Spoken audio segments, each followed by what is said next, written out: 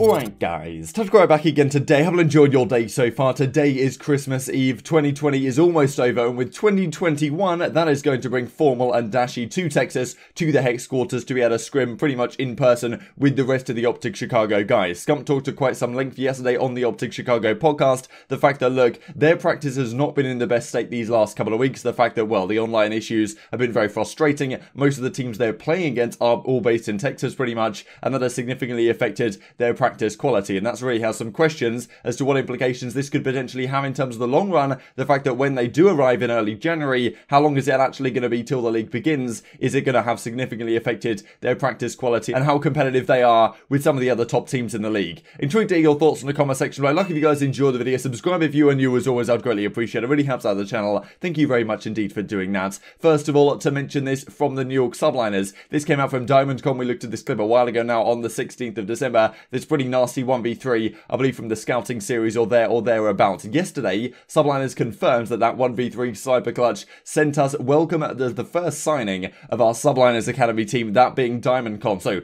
question marks being raised. Okay, they're actually having an Academy team. Pretty cool to see they're going down this route and supporting that Academy side. The teams in the CDL aren't obligated to have an Academy squad, but maybe if they were, that could be pretty cool to see. But Subliners Academy team, DiamondCon is going to be the first member of that squad. These are some of the guys he's been teaming with as of late, so maybe you could expect to see Noisy or something also join this Academy team later down the line. And we'll see how that goes for New York Subliners, because there's not too many. I think Los Angeles Guerrillas, they've got their Academy squad of Chino, Exceed, Nero, Poison, and Mental. But apart from that, there's not too many others on the table as it stands right now. And as Parasite says, Zinx is jealous of DiamondCon when Connor, that being, I guess, DiamondCon, is infinitely better and more accomplished in a shorter time span competing. Amateurs are crazy. As Cronus is not even a sub spot either. I bet DiamondCon is getting paid less than UIU players. But Parasite says he is not, so saying that well, he's actually making a good, fair bag over at the New York Subliners. So pretty cool to see. We'll have to see how the rest of that team builds out going forward, because it's certainly something I'd like to see more teams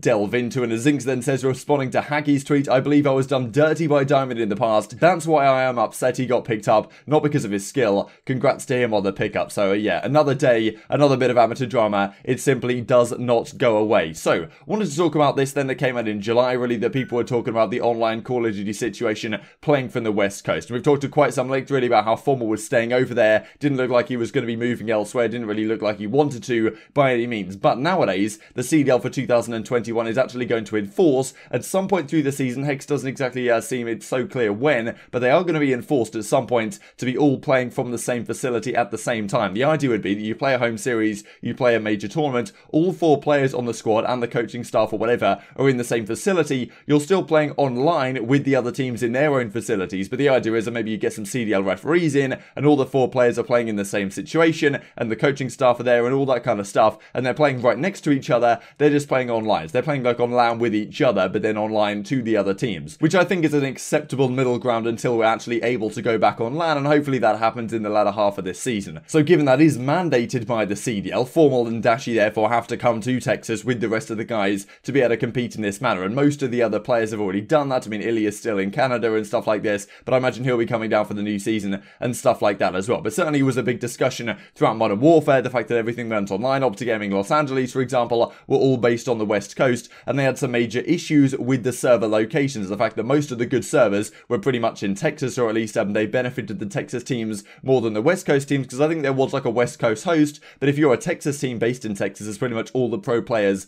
are right now, you would just veto the West Coast host, and therefore Parasite effectively had to play on like some other hosts which were nowhere near as good. And as he says, 60 Hz, 100 ping hosts aren't any better, bro. Trust me, the situation from Cali is just as bad in the Pro League. West Coast is chalked, move ASAP. Last time I have to play COD on a basic internet package from the West Coast bless up, so he's now moved to Texas, as with the rest of the guys I imagine on the Los Angeles Thieves squad. And as he says right here, back to center, Doug, as of right now with the server locations, I have to play a Texas team on a Texas host or play on 100+ ping to like like a host all the way across the other side of the country. It's absolute BS. I mentioned this a month ago, but it still hasn't been fixed. So Slash are very frustrated about that at the time. We'll talk about that a little bit more in a couple of minutes here, but wanted to share this clip of Scump talking about how, look, their practice has been pretty brutal these last couple of weeks and very frustrating, dealing with all the frustrations of these connection issues, and it's maybe, well, prevented them from being quite as competitive with some of the top teams in online scrims as they would like to have been. And can they make up that gap, I suppose, when these guys are finally all together at last? Matt and Bruce, they don't know the difference.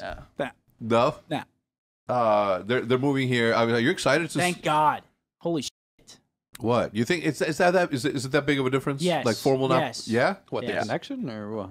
Just every day, there's always something. I'm getting joked. I can't kill him. I'm like, no, they're all for Texas. Like, yeah. Now we had like a little talk about it yesterday. It's like, I understand like people are getting like, we're all getting joked and stuff. Like, they're gonna be here in 2 weeks. Like, we just gotta like stop complaining about it and just try to get better. Like, there's nothing we can do to stop it. But like, and I mean, it's been frustrating me because it happens every day. Yeah. Like, we'll play one scrim that will be at a connection disadvantage, and we just won't get good practice because of it. So, thank God. You're happy? I mean, wish they were here earlier, honestly. Well, Christmas and all that. Are you happy that? Well, they could have went home for Christmas. Okay, but you wanted him here already. Yes. Yeah. Okay. Well, maybe that was on me. Maybe I should have made the move in December, because we knew it was coming. I mean, it's not that big of a deal because the league is a while away. It's still at this point, so I mean, it's not that big of a deal. But we'll still get like a month and a half or so probably before the first event. So how are you? What's the practice going to look like? Do I have to set anything up here? Are you practicing from home? What's the deal? Practicing from home. Practice from home. I mean, Matt and Brandon might have to practice here when they get here, but yeah, that's not how professionals practice, though.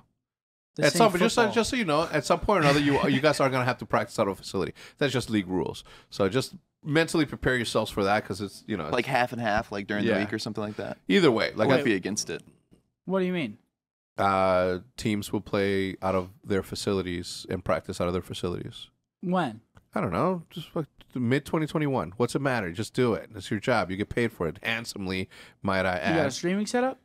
Yeah, bro. What? You can even have these streaming You've been here? So this is what we saw back in August before the World Championship. Hex and Andy Miller talking here. Formal just doesn't want to travel due to the situation, the pandemic, doesn't want to fly private. Even Hex was saying, like, look, I offered him a private jet, but he still doesn't want to do it. Talked about the risks involved and stuff like that. So Formal's been over there for a while, and there's no secret. He played pretty damn well at the World Championships, all things considered. I think Scump did a tweet right here, and well, some replies to Pristini way back in July. And the Scump says, vintage Formal has been showing lately, doing it from LA to these teams are lucky it went online, right? So Formal's definitely been playing pretty well from Los Angeles. Hasn't been, didn't complain really too much throughout the season as a guy like Slasher might have done, for example. But certainly as Scump was saying lately, it's taken a bit of a downhill trajectory and things have been a bit more difficult for their practice, right? And we've seen these last few days the fact that, okay, like Dallas Empire looking very, very strong online. Atlanta FaZe, of course, did have the early lead, I suppose, and who was the best team online. Nowadays, that's a little bit up in the air. You've got Dallas up there, you've got Florida still playing very well, and you've got Los Angeles Thieves as well, mixing it up with Optic Gaming in a lot of these scrims, taking a lot of maps off them, winning a lot of these scrim sets in terms of the map count. So the question is is Optic Chicago not as good as they could have been if they're all in the same facility? Have they lost out on potential practice? And when will the league actually kick off? Because Envoy also said that, okay, he thinks they'll get a month and a half of practice when Formal and Dashi do end up joining them over in Texas, which might mean that the league is going to start in mid-February. To my understanding, it may be more like there's a mid-season event late January, and then the league actually kicks off in early February, but I'm not really sure what's going on. And as well, Hex said later in the podcast, actually, the schedule is going to be revealed to, the CDL team owners, and then they're going to pass that on to the players very soon after Christmas indeed. So I'm not even sure they're sure what the format and what the style is going to be, but I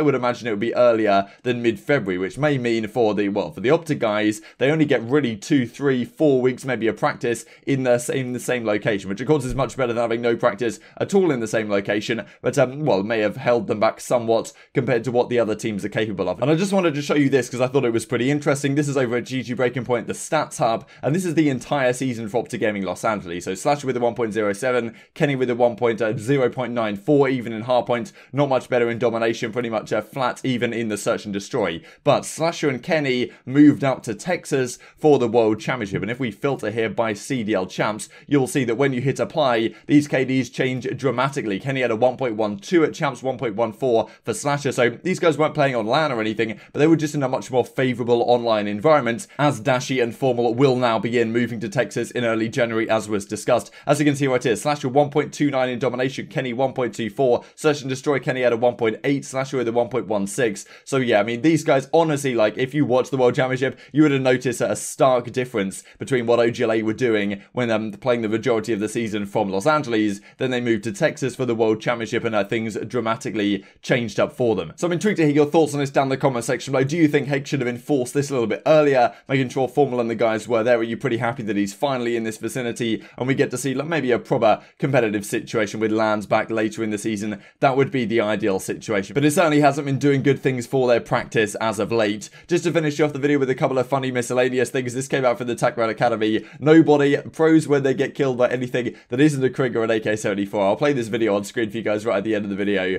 but well, you guys will probably recognize it already if you follow Arsenal Fan TV at all, or you're just for the UK. And well, another couple of interesting things. Gunner says, this is what SBMM demands of me to win a map, so he has to drop 103 eliminations to beat these guys, 15,600 damage, pretty insane. As Center says, Tony Flame, can you tune this down a little? And well, as Crone says, need to at Activision as well. Center does do indeed that. So we can only hope that SBMM gets toned down to some degree. Probably not going to happen for a while. Maybe if League Play gets released, they can tone down SBMM in pubs. That would be, well, certainly something that I'd be hoping for. And also this, just to finish off the video as well. So Nadeshot tweets out, we got to celebrate right with all these bottles right here. And as Temp says, you deserve it, boss, aka CEO, 9-time champion, aka Blitz Legend. I thought it was pretty funny because the drama back in the day between Temp and Nadeshot, now Temp is actually playing on Nadeshot's team. He's, well, saying some things like this, but he's still probably going to pay Temp at the end of the day. But yeah, pretty entertaining stuff. Hope you guys enjoyed the video. If you did enjoy it, I'd greatly appreciate a like on the video. It really helps out the YouTube algorithm to know you enjoy this content. Other people like you may enjoy this content as well, and help grow the competitive Call of Duty community. Thank you for watching as always. Take care,